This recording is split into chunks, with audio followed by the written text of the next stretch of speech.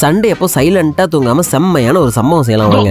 சமைக்க தேவையான பொருட்கள்லாம் வாங்க வண்டி எடுத்து கிளம்பி நாங்க வந்த இடம் தான் மால்ல இருக்கிற லூலு டெய்லி. காட்டை தள்ளிட்டு நட் செக்ஷனுக்கு போய் மிக்ஸ்டு நட்ஸ்லாம் கொஞ்சம் வாங்கிட்டு வெஜ்ஜஸ்லாம் கொஞ்சம் எடுத்து போட்டுட்டு நமக்கு ரொம்ப பிடிச்ச சிக்கன் லெபார்ட்டரிக்கு போயிருந்தோம்.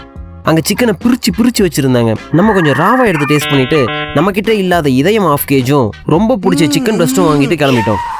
கொஞ்சம் நாளைக்கு முன்னாடி ஒரு பார்சல் வந்துருந்துச்சு. நமக்கு ஹோல் வீட்டால் செஞ்ச சேமியாவை சென்ட் பண்ணியிருந்தாங்க. சேமியானாலே போரான டிஷ்ஷுன்னு நினச்சா இந்த வீடியோவோட எண்ணில் வெர்மிசியோட வெறியனானா நான் பொறுப்பு இல்லை. சமையலை ஸ்டார்ட் பண்ணுறதுக்கு முன்னாடி குக்கராக மாறிடுவோம். நம்ம சமைக்க போகிற டிஷ்ஷோட ஹீரோவி இவங்க தான்.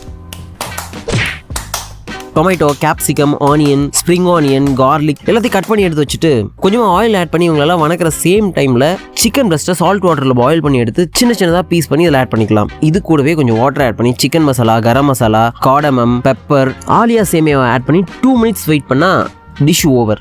மிக்ஸ்டு சீட்ஸ் அண்ட் நட்ஸை ரோஸ்ட் பண்ணி பவுடர் பண்ணி அது கூட 3 எக், கொஞ்சம் பால், கொஞ்சம் சக்கரை போட்டு நல்லா மிக்ஸ் பண்ணால் க்ரீமியான ஒரு ஸ்டேஜ் கிடைக்கும். சில்வர் பாத்திரத்தில் சுகர் கேரமல் ரெடி பண்ணி அதை இதில் ட்ரான்ஸ்ஃபர் பண்ணிவிட்டு ஆலியா சேமியா எடுத்து டாப்பிங் பண்ணிவிட்டு குக்கரில் 6 விசில் விட்டு எடுத்தால் ஆலியா சேமியா புட்டிங் ரெடி.